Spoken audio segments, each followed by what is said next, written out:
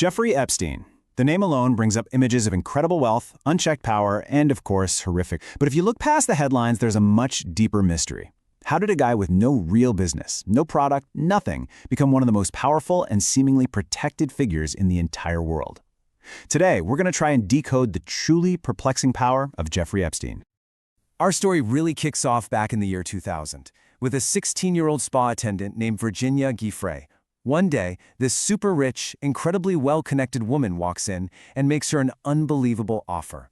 Quit your job and become a personal traveling masseuse for a billionaire friend of hers. For Virginia, it sounded like a dream come true. But that Cinderella moment, well, that was actually the first step into a very carefully crafted nightmare. And that billionaire, of course, was Jeffrey Epstein, a college dropout, a former high school math teacher. So the real question isn't just what he did, it's how he did it. Where did all that money come from? Where did he get that kind of power? That's the real enigma we're here to try and unravel. All right, Section 1, the Epstein paradox. You know, with any big criminal investigation, there's always one golden rule that investigators live by. Follow the money. I mean, think about any other billionaire you can name. Bill Gates, you think Microsoft. Warren Buffett, you think Berkshire Hathaway. They created something tangible, or they showed their genius in the public markets. But Epstein, he had this insane, documented wealth, but no visible source for it. No product, no company, no public fund. And yet, he was moving in the exact same circles as the global elite. Okay, so Section 2, following the money trail. To really get this, we've got to go all the way back to the beginning to find his first big opportunity, because a very, very telling pattern starts to emerge pretty quickly. Epstein's early strategy was honestly kind of brilliant. In 1974, he wasn't just teaching math at the elite Dalton School, he was networking.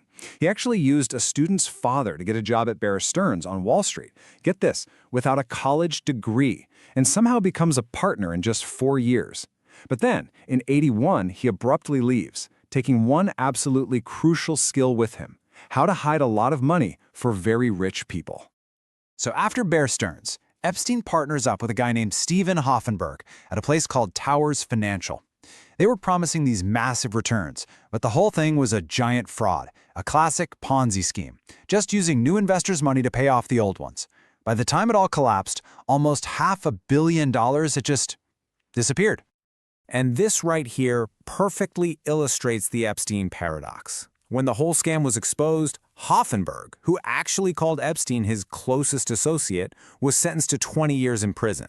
And Epstein, he walked away completely untouched. No jail time, no fines, absolutely nothing.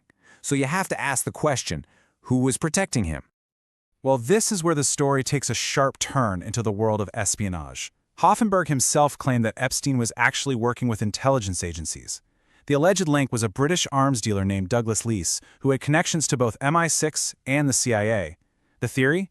Epstein had become a useful asset, and in exchange for his services, massive financial crimes could just be, well, overlooked. Okay, Section 3, the billionaire's blank check. By the late 80s, Epstein had the financial knowledge and he had protection. But he was still just a pawn. To become a king in this game, he needed a massive fortune of his own. And that fortune would come from an incredibly unlikely place: Les Wexner, the famously private and super cautious billionaire who founded Victoria's Secret. This was a man who did not trust people easily, and he was about to make one of the most baffling business decisions in modern history. Just look at what Wexner handed over: full power of attorney that gave Epstein total control over his entire fortune.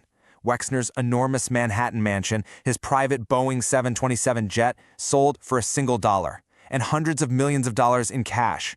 Wexner didn't just help him out, he handed him the keys to the entire kingdom. The question is, why? To this day, no one has a good answer. Now, with Wexner's money as his foundation, Epstein played another masterstroke. He moved to the U.S. Virgin Islands, bought his own private island, and set up a shell company. By exploiting a local tax incentive program, he legally avoided paying an estimated $300 million in taxes. So he didn't just have money anymore, he was officially super rich. So let's move to Section 4, the partner in crime. Epstein now had immense wealth and powerful protection, but all the money in the world can't buy you access to presidents and princes. For that, he needed someone else. He found that someone in Ghislaine Maxwell. She was the daughter of Robert Maxwell, a media tycoon, who was also, according to many reports, a super spy working with Mossad, MI6, maybe even the KGB. She grew up at the absolute pinnacle of global power and influence. When her father died mysteriously and his whole empire collapsed in debt, Ghislaine was left with all the connections but no cash. Epstein was the exact opposite. This wasn't a romance, it was a merger. He had the money and the hardware, the mansion, the jet. She had the access and the software to navigate the world of the elite. Together, they were a truly formidable team. Which brings us to Section 5, an island of secrets. So with Wexner's money and Maxwell's access, all the pieces were finally in place. And now we can see the network's truly horrifying purpose, to create the perfect honey trap. And this wasn't random. It was a systematic psychological operation. Ghislaine would act as a big sister to vulnerable girls, earning their trust. Then she would slowly push the boundaries, making inappropriate behavior seem normal. The third step was guided participation, where she would literally be present during the abuse, coaching the victims. It was a terrifyingly effective form of mind control. So what was the point of all this? The abuse wasn't the end goal, it was actually a tool for intelligence gathering. The real objective was to collect kompromat. That's a Russian term for compromising material.